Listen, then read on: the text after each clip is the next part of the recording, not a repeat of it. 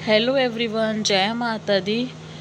आज मैं आपको कोचिया प्लांट्स की रिपोर्टिंग करके दिखाती हूँ कि इसे कैसे रिपोर्टिंग करना चाहिए और इसकी मिट्टी कैसी होनी चाहिए। जैसे कि मैंने पहले की वीडियो में आपको बताया कि हमें कोचिया प्लांट्स के सीड से कैसे प्लांट्स बनाने चाहिए और कैसे इसके फर्टिलाइज़र होना चाहिए और क्या केयर होनी चाहिए। अब मैं आपको रिपोर्टिंग करके दिखाती हूँ। अगर आप कोचिया प्लांट्स के सीड्स ग्रो करते हैं या कोई सा भी सीड्स करते हैं ग्रो, आप उसमें हल्की सी हल्दी ऐड करिए, क्योंकि कई बार ऐसा होता है कि हम सीड्स लगा तो देते हैं, कई बार फंगीसाइड उसमें लग जाता है, फंगल लग जाता है सीड्स में और वो सीड्स सड़ जाते हैं। अगर आप हल्दी यूज़ नहीं करते, आपके पास साफ़ फंगीसाइड है, तो आप उस साफ़ फंगीसाइड का भी इस्तेमाल कर सकते हैं। हल्दी हर किसी के घर में होती है, इसलिए हल्दी सबसे बेस्ट ऑप्शन होता है। आप अपने घर से ही हल्दी को लेकर यूज़ कर सकते हैं। अब मैं आपको इसकी रिपोर्टिंग दिखा रही हूँ। जैसे कि मैं आपको हमेशा बोलती हूँ कि प्लांट जितना बड़ा हो, जितनी उसकी रूट्स हो, उसी हिसाब से हमेशा पॉट हमें इस्तेमाल करना चाहिए। अब मेरा प्लांट जो था कोचिया का 6 इंच के पॉट्स में लगा था। अब मैं उसे 12 इंच के पॉट्स में रिपोर्टिंग कर रही हूँ और उसकी मिट्टी आपको मैं दिखा रही हूँ मैंने कैसे बनाई है, आपको कैसे बनानी है। अब मैं इसकी मिट्टी के ऊपर आपको बताती हूँ कि मैंने कैसी मिट्टी बनाई है। देखिए, ये जो मेरी मिट्टी है, आप हमेशा मेरी मिट्टी देखते होंगे कि ऐसी मिट्टी होती है। ये देखिए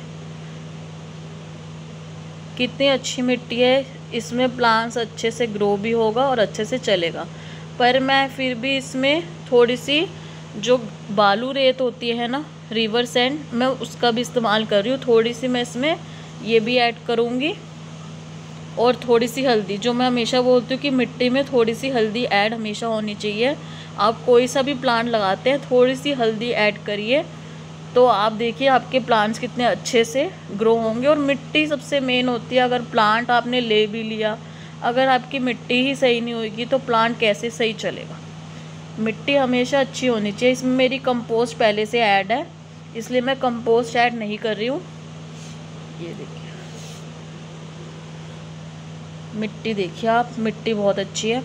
ऐसी ही मिट्टी हमारे प्लांट्स के लिए बहुत अच्छी होती है। ऐसी ही मिट्टी हमें यूज़ करनी चाहिए प्लांट्स के लिए हमेशा। अब मैं इसमें थोड़ी सी नीम खली भी ऐड कर रही हूँ, वो भी मैं आपको दिखाती हूँ। ये है नीम खली, इसको भी मैं थोड़ी सी ऐड करूँगी।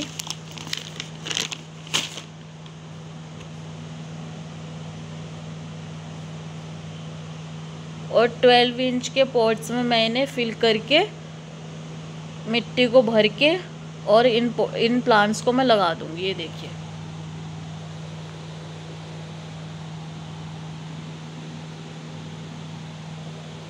मैं अब इसकी ग्रोथ भी दिखाती हूँ। इनकी रूट्स देखिए नीचे तक आ गया। और मैंने सबसे नीचे जो है इसके कोकोपीट लगाया हुआ है। आप भी ऐसे लगा सकते हैं, क्योंकि अब इतनी गर्मी है। अब आप देख सकते हैं मेरे प्लांट को, ये कोचिया के प्लांट को आप देख सकते हैं। सबसे नीचे आप नोटिस करें तो देखिए क्या दिख रहा है, ये है कोकोपीट और इसकी रूट्स भी दिख रही होंगी आपको, नीचे तक है। ठीक है, अगर आपके पास कोकोपीट नहीं होता तो आप इसकी जगह पर रेत का भी इस्तेमाल कर सकते हैं। हाँ जी, आप रेत का भी इस्तेमाल करके ऐसे ही प्लांट लगा सकते हैं। सबसे पहले नीचे पॉट के फिल करिए रेत। अगर आप सूखे पत्ते मिलते हैं तो आप सूखे पत्ते भी बिछा सकते हैं। अगर रिवर सैंड भी नहीं मिलता, कोकोपीट भी नहीं मिलता, तो सूखे पत्ते नीचे बिछा दीजिए, आपको भी ऐसा रिज़ल्ट मिलेगा। अगर ये भी नहीं है, सूखे पत्ते भी नहीं है, अगर आप जो राइस हस्क आता है उसका भी इस्तेमाल कर सकते हैं। सबसे नीचे लगाइए राइस हस्क या कोकोपीट या रेत या सूखी पत्तियाँ, उसके बाद आप मिट्टी फिल कर दीजिए। अब आपको भी ऐसा रिज़ल्ट मिलेगा और आपका प्लांट भी इतना अच्छा हेल्दी होगा।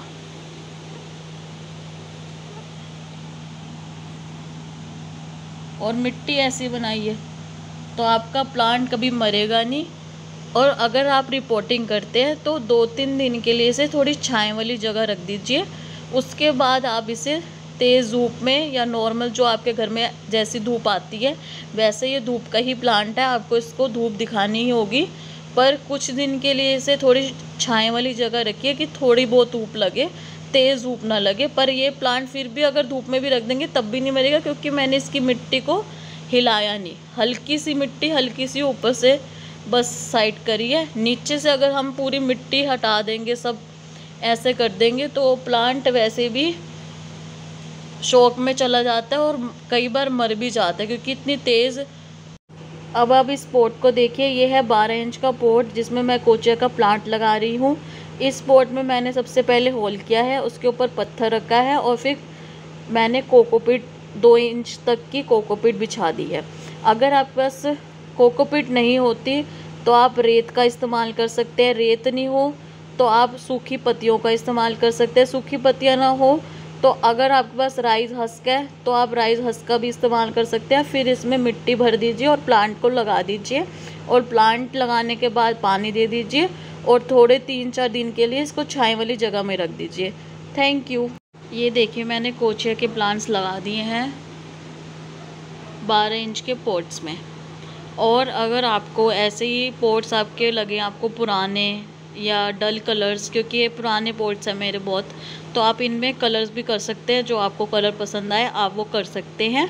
और मैं हमेशा जो मिट्टी की बात करती हूँ, मैं इसमें पानी दे रही थी तो मैंने सोचा चलो इसका भी टॉपिक आपको दिखाती हूँ कि कैसी मिट्टी होती है तो उसका क्या फ़ायदा भी होता है। अब देखिए, मैं पानी दे रही थी तो आप देखिए मिट्टी में जो है ना, पानी थोड़ी देर भी नहीं रुकेगा और पानी देखिए कितनी जल्दी अंदर चला जाएगा। ये देखिए, कई बार हमारे जो होते हैं ना पोट्स की मिट्टी इतनी वैसी होती है, मतलब जिसे कहते हैं चिकनी मिट्टी, जो जमी हुई मिट्टी होती है, जो पानी को नीचे जाने नहीं देती, वो ऊपर ही ऊपर रहता है। तो जब पौधे को पानी नहीं मिलेगा, जड़ें ही सही सही उसकी ग्रोथ कर पाएंगी, तो फिर प्लांट कितने दिन ही जिंदा रहेगा, वो तो मर ही जाएगा ना। इसीलिए हमें ऐसी ही मिट्टी बनानी चाहिए। देखिए, अब आपको इसमें पानी नज़र आ रहा है कि मैंने पानी दिया था इसमें। अब ये देखिए, ये भी हल्का सा रह गया।